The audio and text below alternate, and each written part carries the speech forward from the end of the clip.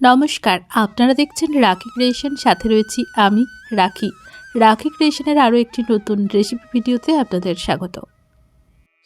টক ঝাল স্বাদের এই আচার খেতে বেশ মজাদার। ভাত, পোলাও, খিচুড়ি এদের স্বাদ বাড়াতে টমেটোর আচার কিন্তু খেতে পারেন। এটি বানিয়ে সংরক্ষণ করাও অনেক সহজ। দীর্ঘদিন পর্যন্ত সংরক্ষণ করা যায়। কিভাবে বানাবেন চলুন দেখে নিন। টমেটোর আচার বানানোর জন্য লাগবে টমেটোটাকে আগের থেকে ধুয়ে জল ঝরিয়ে রেখেছিলাম। এবার গোড়ার দিকে শক্ত অংশটাকে কেটে ফেলে দিতে হবে। তারপর টমেটোটাকে ছোট ছোট টুকরো করে কেটে নিতে হবে। আর এই টমেটোর আচারটি রোদে দেওয়ার ঝামেলা ছাড়াই কিন্তু দীর্ঘদিন সংরক্ষণ করা যায়। প্রথমেই টমেটোগুলোকে আমি ছোট টুকরো টুকরো করে কেটে নিচ্ছি। আমি এখানে 4টে টমেটো ব্যবহার করেছি। ওজনে মাপতে গেলে এটা প্রায় 700 গ্রাম হবে। একটু পাকা দেখেই টমেটোটা ব্যবহার করতে হবে, যাতে রান্না করতে বেগ পেতে না হয়। সুন্দর করে টমেটোটা যখন কাটা হয়ে যাবে, এরপর কিন্তু আর টমেটোটাকে জল দিয়ে ধোয়ার প্রয়োজন নেই, সরাসরি রান্না করব। আমি এখানে সমস্ত টমেটোটাকে কেটে নিয়েছি। এবার রান্না করার জন্য কড়াইয়ের মধ্যে দিতে হবে সর্ষের তেল। হ্যাঁ, কোনো রকম সর্ষের তেল ছাড়া রান্না করা যাবে না এই আচারটা। এবার সর্ষের তেল গরম হলেই তার মধ্যে দিচ্ছি টমেটোটা। এবার ভালোভাবে বেশ কিছুক্ষণ সময় নিয়ে টমেটোটাকে নাড়াচাড়া করে রান্না করতে হবে।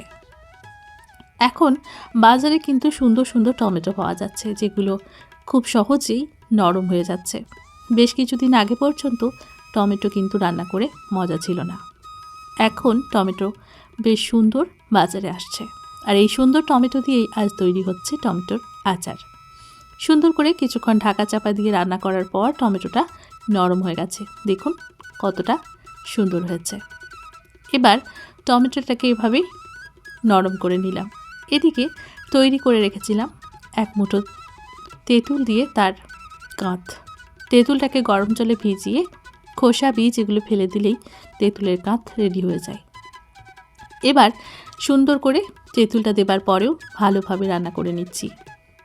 কিছুক্ষণ পর এটা যখন রেডি হয়ে যাবে, এবার ঠান্ডা করে নিতে হবে। ঠান্ডা করে মিক্সিং জারে আমি এটাকে একটু পেস্ট তৈরি করে নিলাম, যাতে কোনো রকম বীজ বা খোসা না থাকে।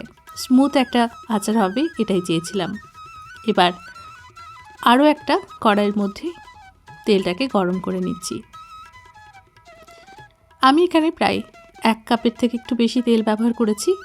তেলের মধ্যে দিলাম মেথি, আর দিয়ে দিলাম বেশ কয়েকটা শুকনো লঙ্কা, আর দিলাম জিরে, সাথে দেব সর্ষে বা রাই। এবার সুন্দর করে ফোড়নটা যখন হয়ে যাবে, তখন দিয়ে দেব টমেটোর যে মিশ্রণটা তৈরি করেছিলাম সেটাকে। সুন্দর করে এই মুহূর্তে ফোড়ন দেওয়া কমপ্লিট। এবার গ্যাসের আঁচটা কমিয়ে দিয়ে মিশ্রণটা দিয়ে দিচ্ছি। এক এক করে গুঁড়ো মশলাগুলো দেব। দিলাম শুকনো লঙ্কা, হলুদ, লবণ, আর একটুখানি হিং। এতে গন্ধটা দুর্দান্ত আসবে। এখন সুন্দর করে নাড়াচাড়া করে তেঁতুলের মিশ্রণটাকে বেশ কিছুক্ষণ রান্না করে নিতে হবে। কিছুক্ষণ পর দেখা যাবে তেল কিন্তু অটোমেটিক ছাড়তে শুরু করেছে। যদিও বা কিছুটা জল এখন রয়েছে, সেটুকু আর পরবর্তীকালে থাকবে না। এমন অবস্থায় পর্যন্ত রান্নাটা করতে হবে। দেখেই বোঝা যাবে যে এটার মধ্যে আর তেল রয়েছে, শুধুই জল নেই। দেখুন এখন কিন্তু মশলাটা ছেড়ে ছেড়ে যাচ্ছে, তাই বুঝে নিতে হবে মশলাটা আমাদের রেডি হয়ে গেছে। এই আচারের মধ্যে কোনো রকম জল কিন্তু নেই। মশলা থেকে তেলটা যখন আলাদা হয়, তখনই বুঝতে হয় যে মশলা পাকা হয়ে গেছে। ঠিক তেমনই আচার রান্না করতেও একটু সময় লাগে। আচার ভালোভাবে রান্না না করলে তাহলে অল্প কিছু দিনের মধ্যেই নষ্ট হয়ে যাওয়ার সম্ভাবনা থাকে। তাই দীর্ঘক্ষণ গ্যাসের আঁচ মিডিয়ামে রেখেই এটাকে রান্না করতে হয়। যদি দেখেন জল নেই আপনার আচারে, তাহলে বুঝতে হবে আচারটা আপনার কমপ্লিট হয়ে গেছে। এখন এর মধ্যে একটা গুঁড়ো মশলার ব্যবহার করতে হবে, যার মধ্যে থাকবে মেথি, সর্ষে, গোটা জিরে।